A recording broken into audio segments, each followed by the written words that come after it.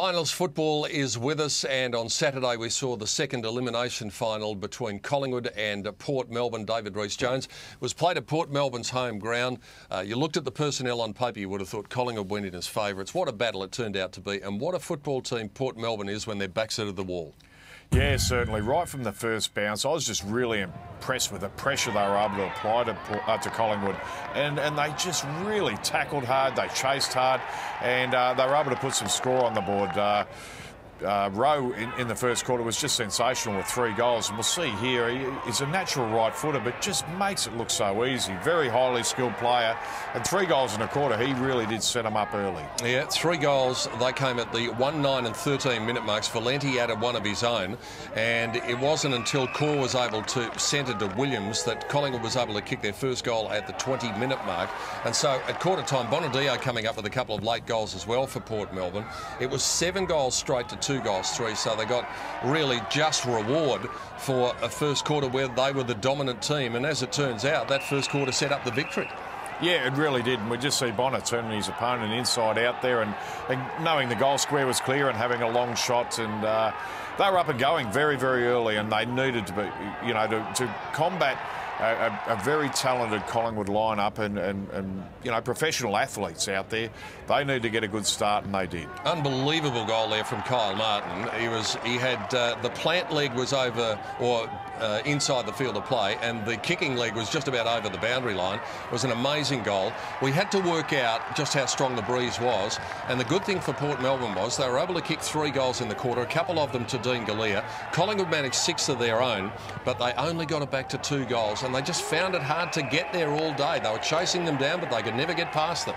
No, that was a problem. Collingwood wasn't able to get their nose in front, and Port Melbourne were able to keep that buffer, and just it become a real struggle towards the end. It was just guts and determination by, you know, a very good Port Melbourne team, and they loved playing at home. They play this ground very, very well, and that's what really kept them in it, and they were able to run away in the end. And I think in the back of our minds, we probably thought that the superior fitness of an AFL-aligned team on a warm day might become a factor.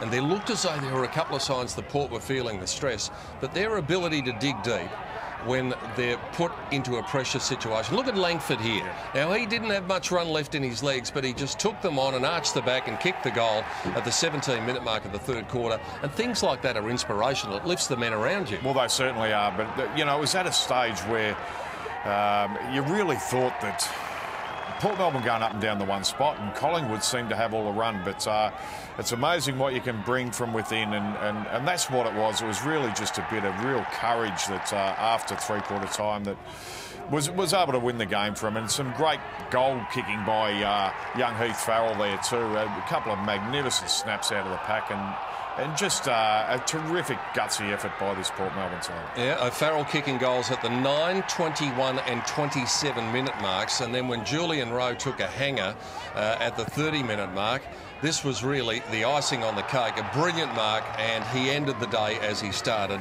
4 goals it was. The final margin was 25 points, and now they go into the semi-finals against the old foe in Williamstown. The only downer might be a hamstring injury to John Baird. That could be very significant. Yeah, look, they've had injuries right throughout the year, and they've been able to cope with them, and they'll come out firing. 294 disposals to Collingwood, 318 to Port Melbourne. The free kicks were in favour of Port Melbourne, but it didn't make any difference to the result, and there it is.